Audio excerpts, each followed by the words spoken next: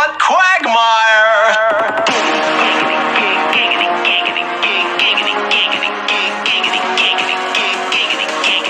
Guys, it's Giggity Game. Come back with another episode of Pokemon Duel. Today, I'm just going to quickly go over the new stat balances that are going to go down. I'm just going to have full screen, no face cam for this video. I'm currently waiting in the car for my brother to get out of work, but they dropped this on us. It's for 7/2. It's not for a couple days, but they dropped this black and white Kyurem, changing from 2 MP to 3 MP. That's awesome if you're running them. which is about nobody. Nobody runs these guys. I don't think it's going to really change that much. They can't really go through Pokemon, I don't believe. They have fly and stuff. They can exclude for a couple turns, but I don't see many people using them. So that's that. Regirock, Registeel. They are changing the effects of their lock-on abilities, and they're also switching Multi-Blast from 90 to 110. The lock-on system of the Regis has been upgraded to a higher functioning version. Rather than specifically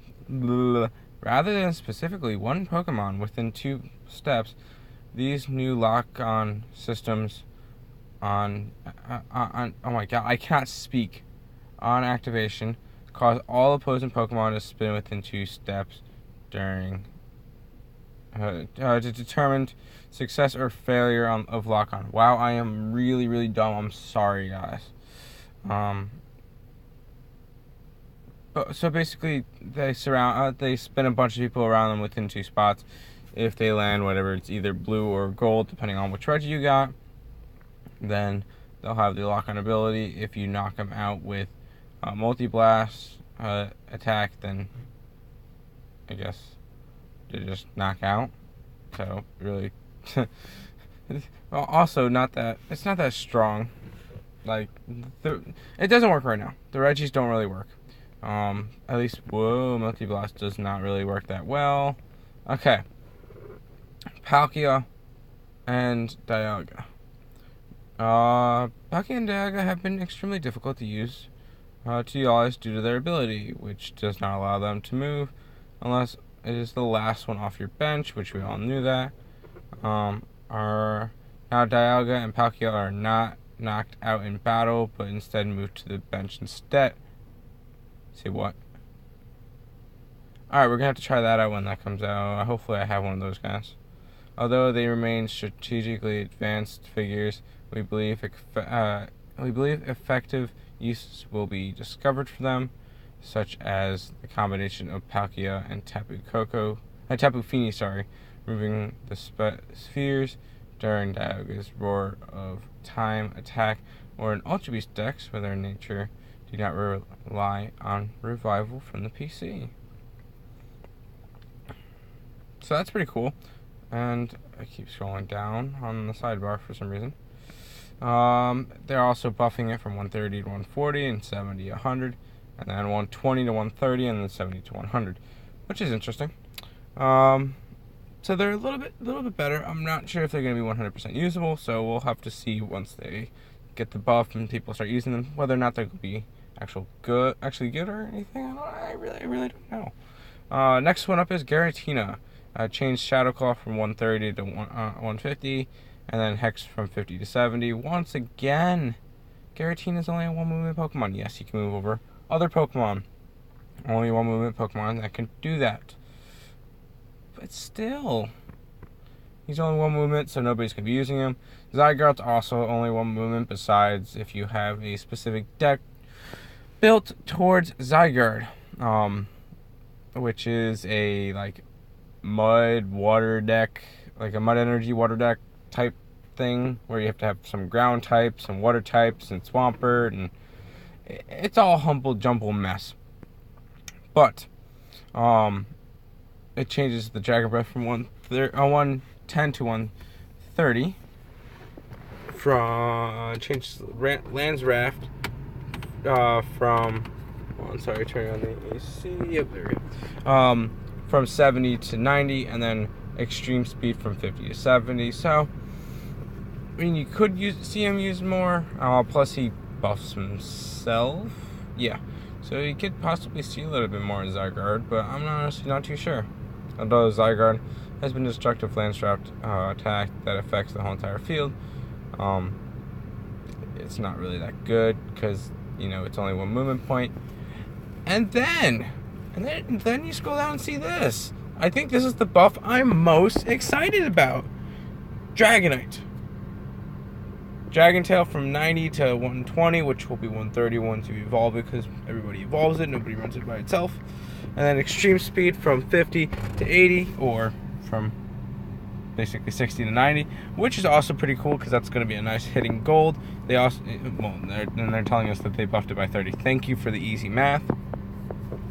And then they changed the Dragon Tail from 60 to 80 with Dragonair, and that's also really good because now it can be a little bit more effective against Pokemon like Tapu Koko, which is most likely who you're going to be using it against. Try getting it buffed. We've also buffed the damage of Rare Dragonite. Thank you. I did not notice by reading the top. Thank you for telling me that very much. Alright. They also helped confirm that the next gym is going to be an Ice Dragon, I believe. I'm not sure when that's going to come out, but that should be fun gym to play with. And then you got Weavile, Ice Charge, changed Ice Punch to Ice Punch 70 instead of 50, and then 20 instead of 40. Once you build that up, you can hit for 90, 110, 130, and then 40, 60, 80, 100. That could be pretty nice. That could be. When this boss happens, I'm definitely going to try to run a Weavile, Freeze, Suicune, Banish type deck. So that should be fun. And I'll run it from Sneasel up, because that could be interesting. Lapras gets a buff. Change the effect of Ice Wall ability. Change Surf 70 to Surf 100. Okay. We've added an effect to Lapras Ice Wall ability that prevents the Pokemon from being burnt or frozen. That could actually be really, really nice. That could be interesting. We've also buffed the damage of Surf to 100, which you clearly stated right there. So you had to say it twice. That's one thing that's really weird that they say it twice, but that's fine. Druggadon, which Pokefodder did a video on a while ago on one of the most underestimated Pokemon in the game, and I think he's right. Revenge from 70 to 90, but Revenge has a certain ability where it gains 20 for each attack for each Pokemon in the PC. So keep an eye for that. I'm sorry, it is 11 o'clock at night and I'm dying because I worked all day and I'm tired. But I wanted to get a video out today. I thought I was going to be able to get home earlier, but my brother takes forever. But he also has Dragon Tail from 50 to 70, which is pretty nice. Dragon Tail, you're going to want to level that one up a little bit more because it's going to be able to send the opponents to the bench whenever you die to them. Flygon got a buff, changing it from 60 to 100. Meh. It could work. Avalog and Bergmite got their Icebreaker ability and Ice Scramble ability worked. Now when you activate Icebreaker or Ice Scramble after Aggron or Bergmite moves, you can choose to end your turn without engaging in battle.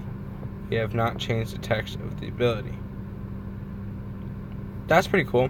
And then we apologize for anything. And this is going to be on the 2nd. Of course, they couldn't do it tonight because people are still grinding for the top 100, which I am no longer doing. Or if I do, it's not going to be much. The highest I got was 145, and I'm currently under 2,000 right now for the monthly ranking. So I'm done with that. Hopefully next month I can do a little bit better. But that's going to do it for today's video. Hope you guys did enjoy. If you guys did, make sure to like. Which one are you the most excited about for the new buffs? Let me know in the comment section below. If you guys are new to the channel, go ahead and subscribe. We're almost to 1K. We're at 980 as I'm recording this video. I'm super excited to try to get to 1,000 subscribers. But until next time, that's going to do it. Peace out, Geek Squad.